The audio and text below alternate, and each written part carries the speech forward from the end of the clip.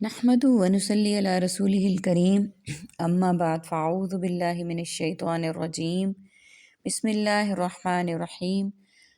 سورہ زخرف کی آیت نمبر 36 سے آج کے سبق کا آغاز کریں گے۔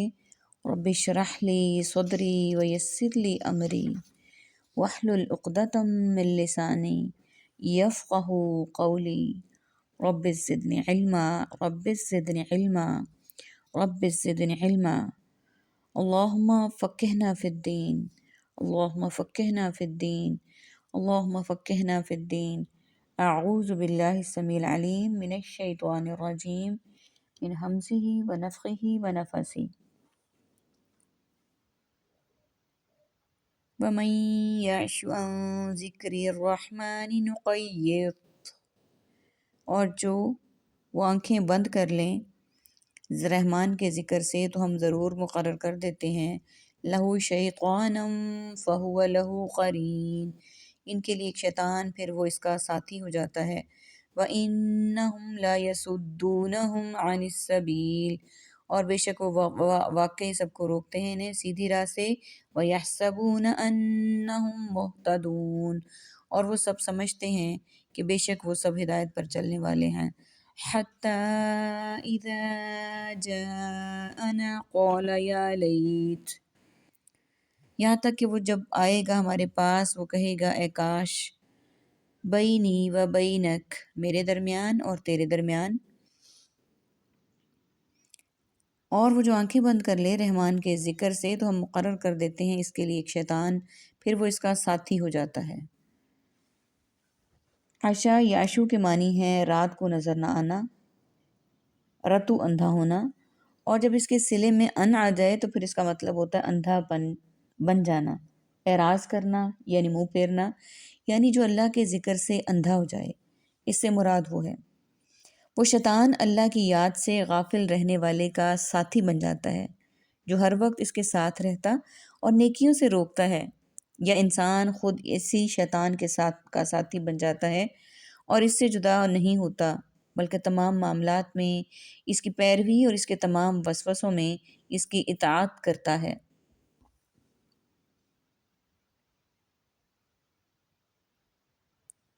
اور بے شک وہ واقعی انہیں روکتے ہیں سیدھی راہ سے، اور وہ سمجھتے ہیں کہ بے شک وہ ہدایت پر چلنے والے ہیں، یعنی وہ شیطان ان کے حق کے راستے کے درمیان حائل ہو جاتے ہیں اور ان سے انہیں روکتے ہیں اور انہیں برابر سمجھاتے رہتے ہیں کہ تم حق پر ہو، حتیٰ کہ وہ واقعی اپنے بارے میں یہی گمان کرنے لگ جاتے ہیں کہ وہ حق پر ہیں، یا کافر شیطانوں کے بارے میں سمجھتے ہیں کہ یہ ٹھیک ہیں اور ان کی اطاعت کرتے رہتے ہیں۔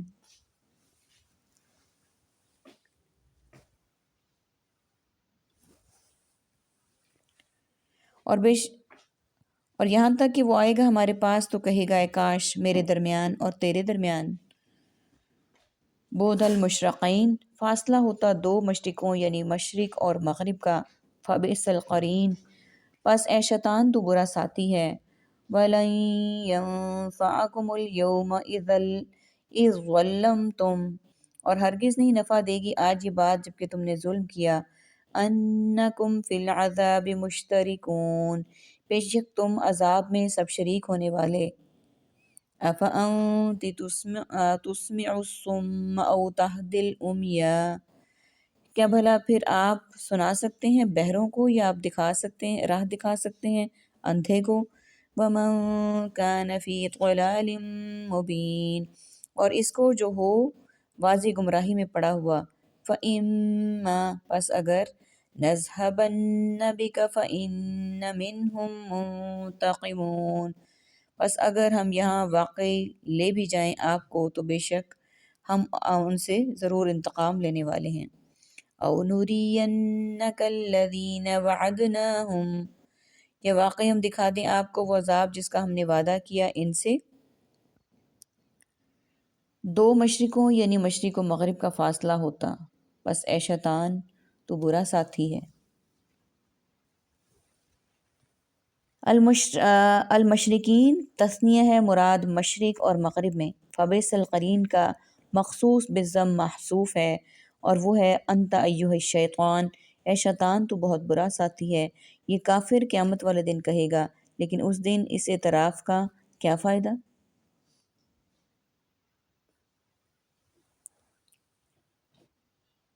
اور آج یہ بات ہرگز تمہیں نفع نہیں دے گی جبکہ تم نے ظلم کیا کہ بے شک تم سب عذاب میں شریک ہو۔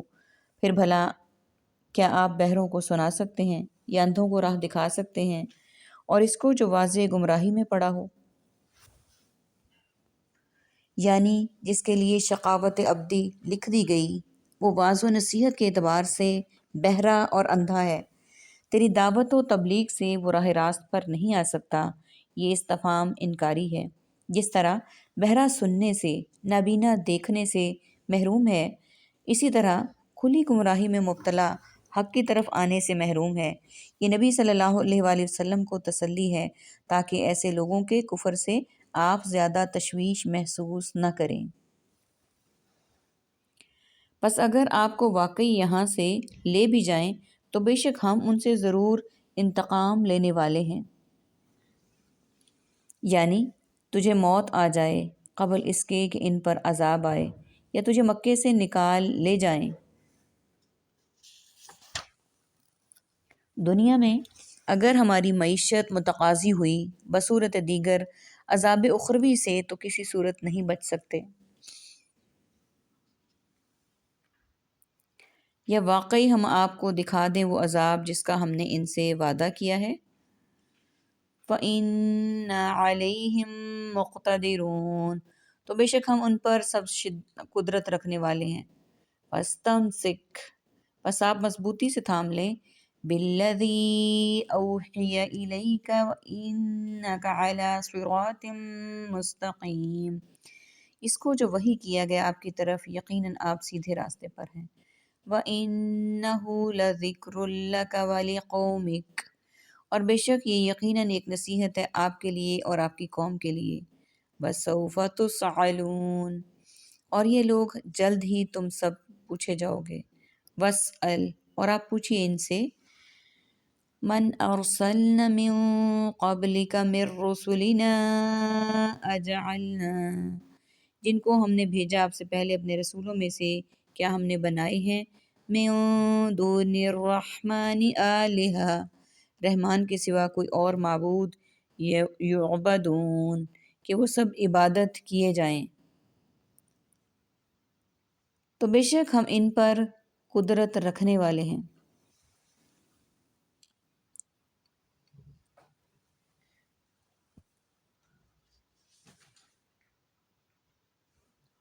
یعنی تیری موت سے قبل ہی یا مکے میں ہی تیرے رہتے ہوئے ان پر عذاب بھیج دیں گے، یا یعنی جب ہم چاہیں گے ان پر عذاب نازل کر سکتے ہیں کیونکہ ان پر قادر ہیں ہم۔ چنانچہ آپ کی زندگی میں ہی بدر کی جنگ میں کافر عبرتناک شکست اور ذلت کا شکار ہوئے۔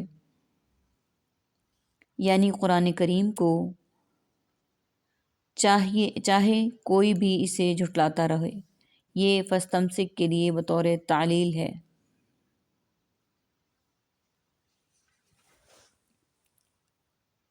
اور بے شک یہ یقیناً ایک نصیحت ہے آپ کے لیے اور آپ کی قوم کے لیے، اور لوگوں جلد تم پوچھے جاؤ گے۔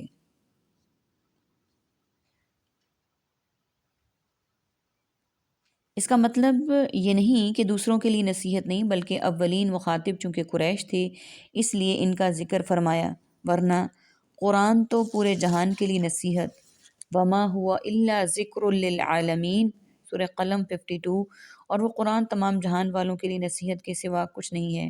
جیسے آپ کو حکم دیا گیا وَأَنذِرْ عَشِيرَتَكَ الْأَقْرَبِينَ، سورہ شعراء آیت نمبر 214، اپنے قریبی رشتہ داروں کو ڈرائیے۔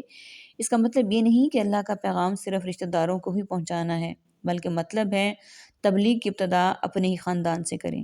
بعض نے یہاں ذکر بمعنی شرف لیا ہے، یعنی یہ قرآن آپ کے اور آپ کی قوم کے لیے شرف و عزت کا باعث ہے۔ یہ ان کی زبان میں اترا، اس کے وہ سب سے زیادہ سمجھنے والے ہیں، اور ان کے ذریعے سے وہ پوری دنیا پر فضل و برتری پا سکتے ہیں، اس لیے ان کو چاہیے کہ اس کو اپنائیں اور اس کے مقتضا پر سب سے زیادہ عمل کریں۔ اور پوچھیے ان سے جن کو ہم نے بھیجا آپ سے پہلے اپنے رسولوں میں سے کہ ہم نے بنائے ہیں رحمان کے سوا کوئی اور معبود کہ وہ عبادت کیے جائیں؟